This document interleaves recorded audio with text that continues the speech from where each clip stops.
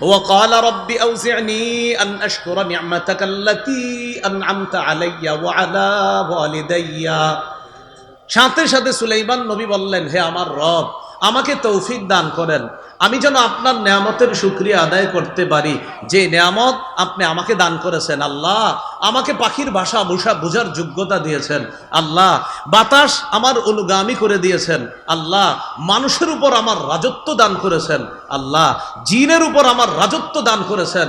মাবুদ, আপনি আমাকে এত নেয়ামত দিয়েছেন, আমি যেন আপনার শুকরিয়া আদায় করতে পারি, আমাকে তৌফিক দান করেন। তাহলে দেখেন তো, এত রাজত্ব হওয়ার পরেও তিনি সব কারে বলতেছে? এটা মুসলিম শাসকের এক নাম্বার বৈশিষ্ট্য, আল্লাহমুখী হওয়া। আমি কিছু না, সব আমার রব আমাকে করছে। পরে কি বলে দেখেন, ওয়া আন আ'মালা সালিহান তারদাহ ওয়া আদখিলনি বিরহমাতিকা ফি ইবাদিকাস সালিহিন। আল্লাহ, আমি যেন নেক কাজ করতে পারি, যেই নেক কাজ আপনি পছন্দ করেন, আপনার পছন্দনীয় নেক কাজ যেন আমি করতে পারি, আর আমাকে আপনার অনুগ্রহে নেক বান্দাদের অন্তর্ভুক্ত করে নেন।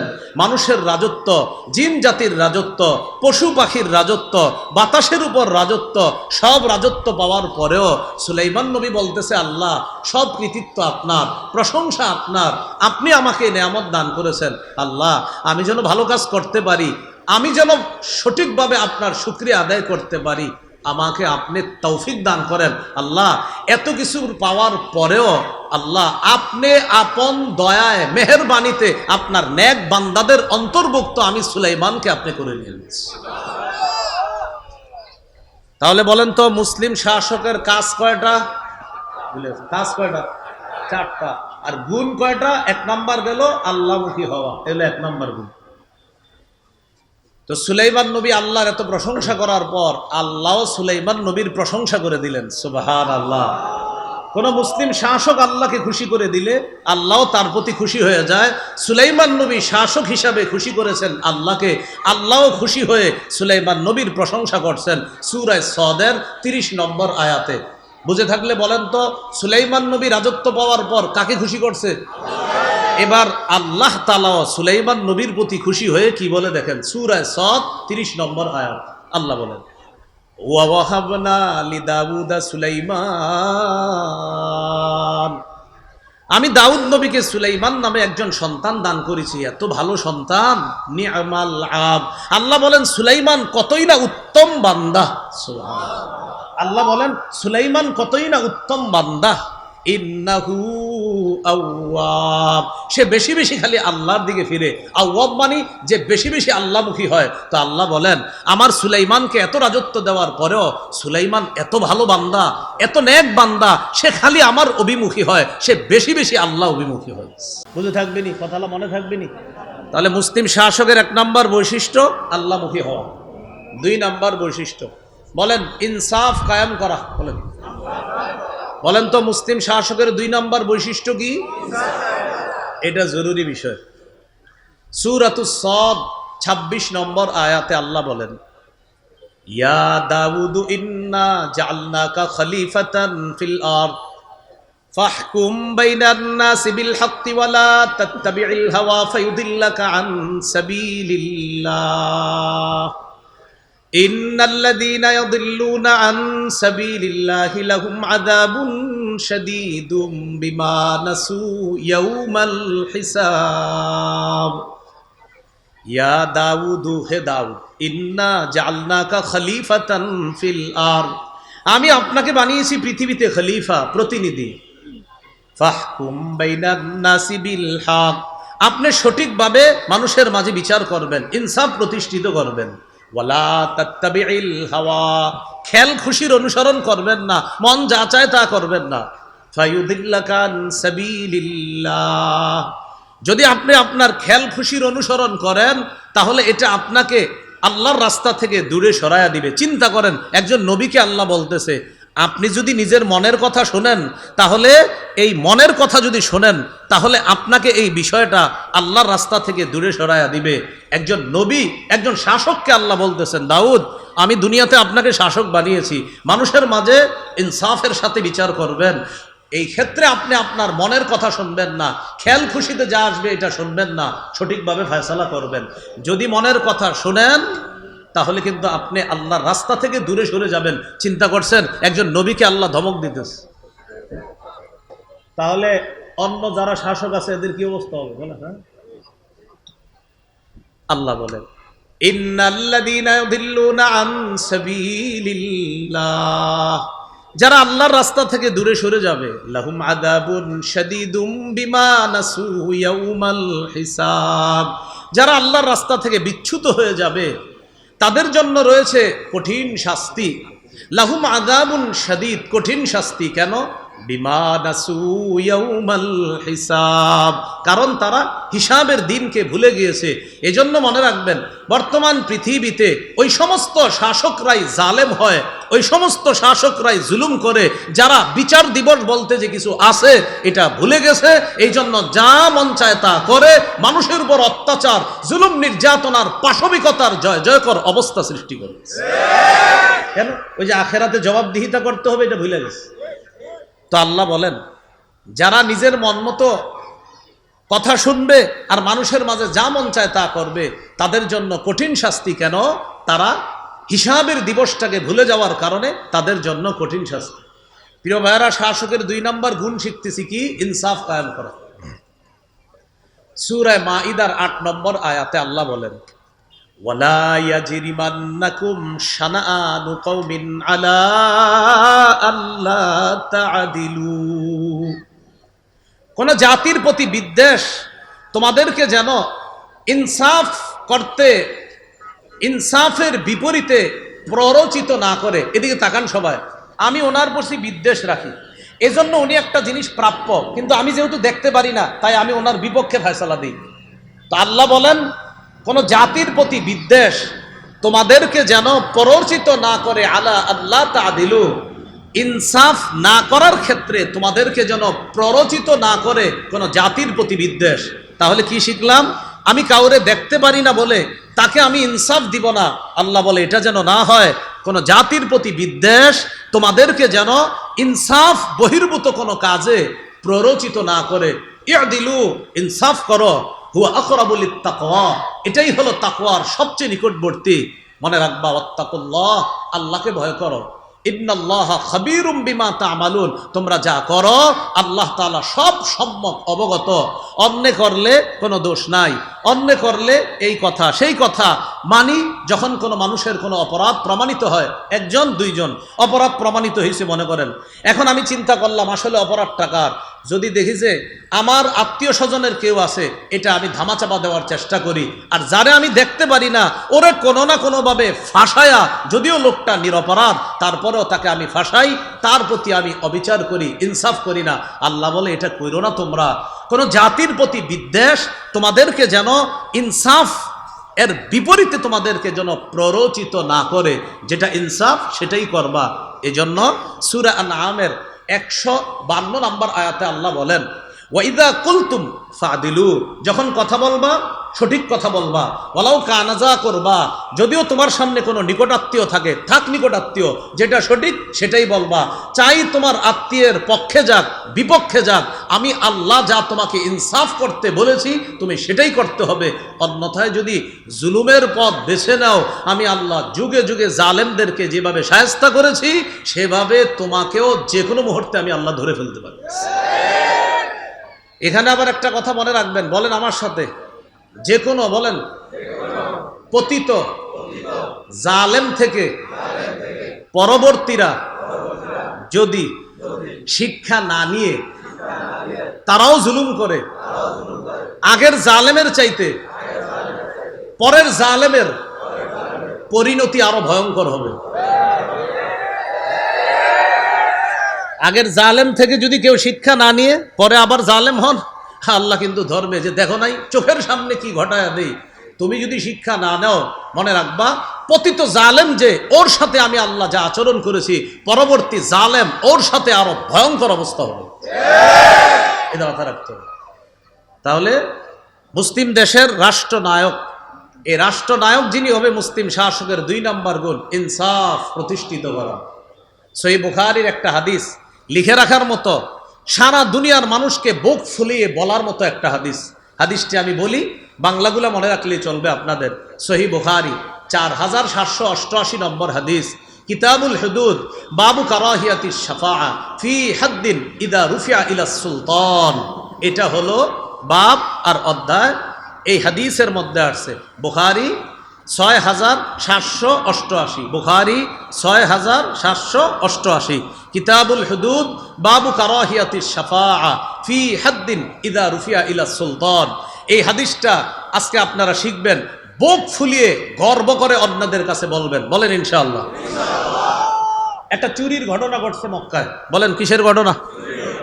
বলেন মাখজুমি নামক সম্ভ্রান্ত বংশীয় এক নারী চুরি করছে।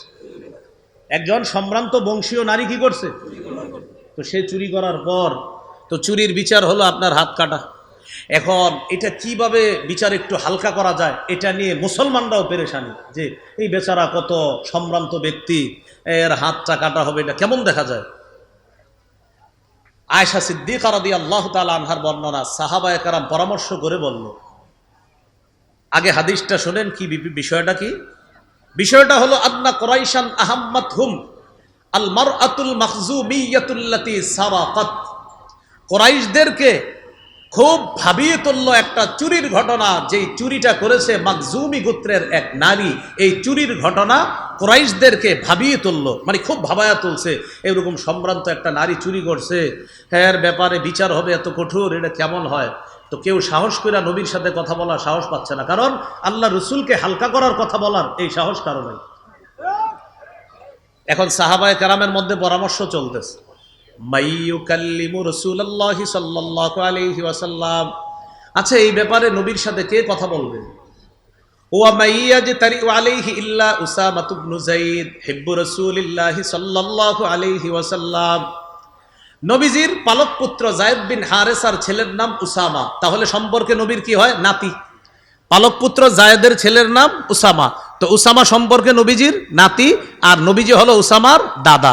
নবীজি এই উসামাকে খুব মহব্বত করতেন, খুব ভালোবাসতেন। সাহাবায়ে কেরাম বললেন, শোনো, আমরা তো ভয়ে নবীর কাছে যেতে পারবো না, নবীর একজন আস্থাভাজন মানুষ আছে, সে কে?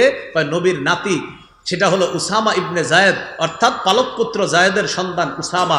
উসামা নবীর কাছাকাছি যাইতে পারে, নবীও তারে খুব আদর করে। এক কাজ করি, তারে দিয়ে নবীর কাছে একটু কথা বলাই, যে এই মহিলাটার ব্যাপারে, শাস্তির ব্যাপারে একটু শিথিল করা যায় কিনা। উসামারে পাঠায়া দিছে নবীজির কাছে, উসামা তুমি গিয়ে নবীজিরে বলবা একজন সম্ভ্রান্ত বংশীয় নারী চুরি করছে, এখন একটু কি শিথিল করা যায় কিনা। উসামা নবীজির কাছে গেছে। ফাকাল্লামা রাসূলুল্লাহি সাল্লাল্লাহু আলাইহি ওয়াসাল্লাম, নবীজির সাথে কথা বলছে উসামা। কথা বলার পর রাসূলুল্লাহ সাল্লাল্লাহু আলাইহি ওয়াসাল্লাম উসামাকে বললেন, আতাশফাউ ফি হাদ্দিম মিন হুদুদিল্লাহ।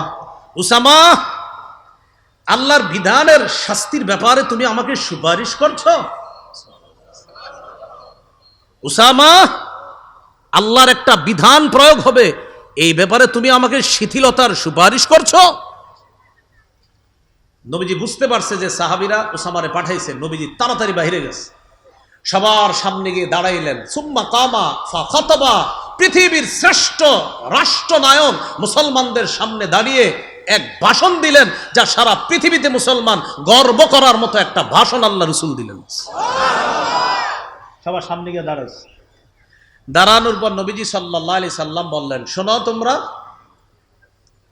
ইয়া আইয়ুহান নাস ইন্নামা দাল্লা মান কানা ক্বাবলাকুম আন্নাহুম কানু ইযা সারাকাশ শরীফ তারাকুহু। শোনো, তোমাদের পূর্ববর্তী জাতি ধ্বংস হওয়ার অন্যতম একটা কারণ, তাদের মাঝে সম্ভ্রান্ত কোনো ব্যক্তি চুরি করলে তারা তাকে ছেড়ে দিত।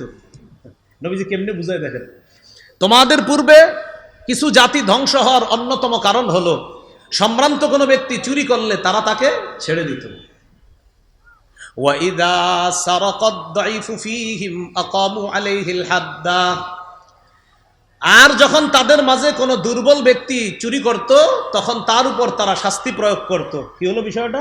ধনী মানুষকে ছেড়ে দিত, সম্ভ্রান্ত কোনো ব্যক্তি চুরি করলে তাকে ছেড়ে দিত, আর দুর্বল কেউ চুরি করলে তার উপর শাস্তি প্রয়োগ করা হতো। বর্তমানেও এটাই চলছে, সম্ভ্রান্ত ব্যক্তিদেরকে ছলে বলে কৌশলে পার করে দেওয়া হচ্ছে, আর দুর্বলের উপর অত্যাচার চালানো হচ্ছে। তো রাসূল সাল্লাল্লাহু আলাইহি সাল্লাম বলেন, সম্ভ্রান্ত কেউ চুরি করলে তারাকুহু, তাকে ছেড়ে দিত। ওয়াইদা সারাকাত দাঈফু ফীহিম আকামু আলাইহিল হাদ্দা, আর যদি কোনো দুর্বল কেউ চুরি করত তার উপর তারা শাস্তি প্রয়োগ করত। তাহলে নবী বললেন কি, অতীতের জাতি ধ্বংস হওয়ার কারণ, সম্ভ্রান্ত ব্যক্তি চুরি করলে ছেড়ে দিত, গরিব মানুষ চুরি করলে শাস্তি প্রয়োগ করত তার উপর।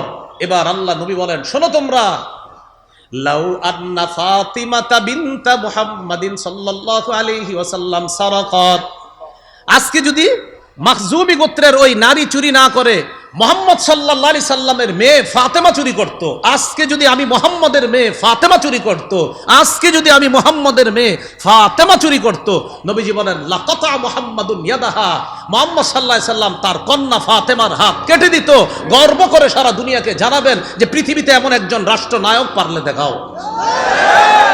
কি বললেন? আজকে ওই সম্ভ্রান্ত মহিলা সে যদি চুরি না করে, মুহাম্মদ সাল্লাল্লাহু আলাইহি সাল্লামের কন্যা ফাতেমা, আর ফাতেমা রাদিয়াল্লাহু তাআলা আনহার চেয়ে সম্ভ্রান্ত পৃথিবীতে আর কোন মেয়ে হবে?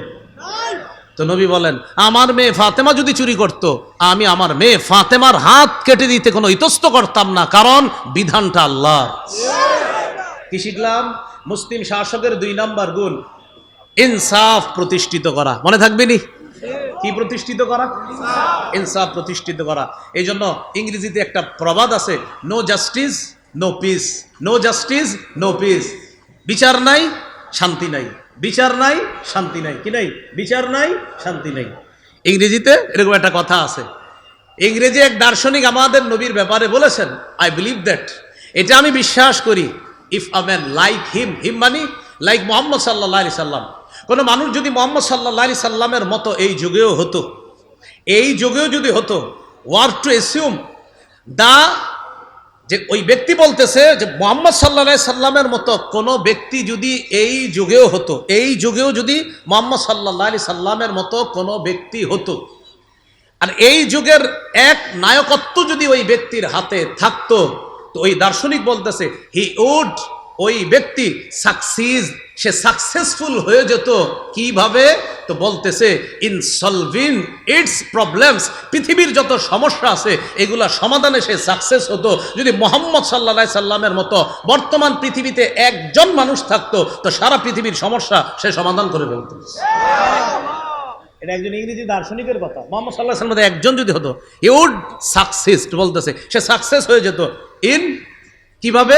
সলভিং ইটস প্রবলেমস, যত সমস্যা আছে সব সমাধানে সে সাকসেসফুল হতো। এটা একজন ইংরেজি দার্শনিকের কথা আমাদের নবীর ব্যাপারে বলে। মহাত্মা গান্ধী তো বলেছে, পৃথিবীতে শান্তি চাও তো ওমরের শাসন কায়েম করো, দুনিয়াতে শান্তি আসবে। আল্লাহ আমাদেরকে বুঝার তৌফিক দান করে। তাহলে মুসলিম শাসকের 2 নম্বর গুণ কি? ইনসাফ প্রতিষ্ঠিত করা। 3 নম্বর, অন্যায়ের পথ পরিহার করে ন্যায়ের পথে চলা। এটা মুসলিম শাসকের 3 নম্বর বৈশিষ্ট্য, অন্যায়ের পথ পরিহার করে ন্যায়ের পথে চলা। যেমন সূরা আরাফের 142 নম্বর আয়াত, বনি ইসরাইল মুসা নবীর কাছে আবদার জানাইল, মুসা, আমরা শরীয়তের উপর চলার জন্য আমাদের একটা লিখিত একটা পাণ্ডুলিপি হলে ভালো হয়, যেটা পড়ে পড়ে জানবো এটা করা হালাল, এটা করা হারাম, এটা করলে এই সওয়াব, এটা করলে ওই সওয়াব, এরকম আমরা কিছু চাই। মুসা নবী আল্লাহর কাছে দোয়া করলেন, আল্লাহ তারা একটা একদম সুবিন্যস্ত শরীয়ত চাইতেছে, আল্লাহ কি করা? আল্লাহ বললেন, ঠিক আছে, তুর পাহাড়ে চলে আসেন। সুবহানাল্লাহ। আসার পর 30 দিন এতেকাফ করেন। কয় রাত? 30 রাত এতেকাফ করেন। কয় রাত? 30 রাত এতেকাফ করেন। আল্লাহ তাআলা মুসা নবীকে নিয়ে গেলেন। আল্লাহ তাআলা খুশি হয়ে ইবাদত করার জন্য আরো 10 রাত দিলেন। মোট হলো 30 আর 10 কত হলো? 40। মুসা নবী যে 40 রাতের জন্য তুর পাহাড়ে চলে গেলেন, তার প্রতিনিধি বানায়া দিলেন হারুন নবীকে। হারুন নবীকে বললেন, ভাই হারুন, সঠিকভাবে কাজ করবা, ইনসাফের পথ তুমি ধারণ করবা, ন্যায়ের পথ ধারণ করবা, অন্যায়ের পথ পরিহার করবা। মুসলিম শাসকের 3 নম্বর বৈশিষ্ট্য, ন্যায়ের পথ গ্রহণ করা, অন্যায়ের পথ পরিহার করা। এবার আয়াতটা শোনেন, সূরা আরাফ 142 নম্বর আয়াতে আল্লাহ বলেন, ওয়া ওয়া'আদনা মূসা 30 লাইলা, আমি মূসাকে তাওরাত কিতাব দেওয়ার জন্য 30 রাতের ওয়াদা করলাম। ওয়া আতমামনাহা বি'আশরিন, 30 রাত ইতিকাফ করবে মূসা, আমি আল্লাহ 10 দিয়ে আরো পুরা করলাম। ফাতাম্মা মিকাতু রাব্বিহি 40 লাইলা, এইভাবে মূসার রবের নির্ধারিত মেয়াদ হয়ে গেল 30 আর 10 এ 40, এটা হয়ে গেল নির্ধারিত মেয়াদ। ফাতাম্মা, পূর্ণ হলো, মিকাতু রাব্বিহি, মূসা নবীর রবের নির্ধারিত মেয়াদ কত দিনে? 40 লাইলা, 40 রাতে পুরা হলো। প্রথম ছিল কয় রাত? বাড়াইলো কয় রাত? 30 আর 10 কত? তা আল্লাহ বলে ফাতাম্মা, পূর্ণ হলো, মিকাতু রাব্বিহি, তার রবের নির্ধারিত মেয়াদ 40 লাইলা, 40 রাতে পূর্ণ হলো। ওয়াকালা মূসা লিআখিহি হারুন আখলুফনি ফি কওমি, ওয়াকালা মূসা, মূসা নবী বললেন লিআখিহি, তার ভাই হারুনকে বললেন, হারুন উখলুফনি ফি কওমি, আমার অনুপস্থিতিতে তুমি আমার সম্প্রদায়ের প্রতিনিধিত্ব করবা। ওয়া আসলিহ, তুমি ন্যায়ের পথ গ্রহণ করবা, সংশোধন করবা, সঠিক কাজ করবা। ওয়ালা তাত্তাবি' সাবিলাল মুফসিদিন, অন্যায় সৃষ্টিকারী যারা, ফাসাদ সৃষ্টিকারীদের পথ অনুসরণ করবা না। তাহলে কি শিখলাম? অন্যায়ের পথ অনুসরণ করা যাবে না, ন্যায়ের পথ অনুসরণ করা। শাসকের 3 নাম্বার বৈশিষ্ট্য, তিনি কোনোভাবেই অন্যায়ের পথ গ্রহণ করবে না, বরং মুসলিম শাসক সদা সর্বদা ন্যায়ের উপর অটল রাখে, জাতির উপর তিনি নেতৃত্ব দান করেন। এটা হলো 3 নাম্বার। 4 নাম্বার মুসলিম শাসকের বৈশিষ্ট্য, বাংলাটা বলেন, বলেন, শিষ্টের লালন, দুষ্টের দমন। আর একটু সহজ বাংলা বলি, বলেন, ভালোকে লালন, খারাপকে দমন। ভালোকে লালন করতে হবে, হ্যাঁ হ্যাঁ ঠিক আছে ঠিক আছে, খারাপ খবর আছে, এই মানে ভালো ঠিক আছে, খারাপ খবর আছে, এই।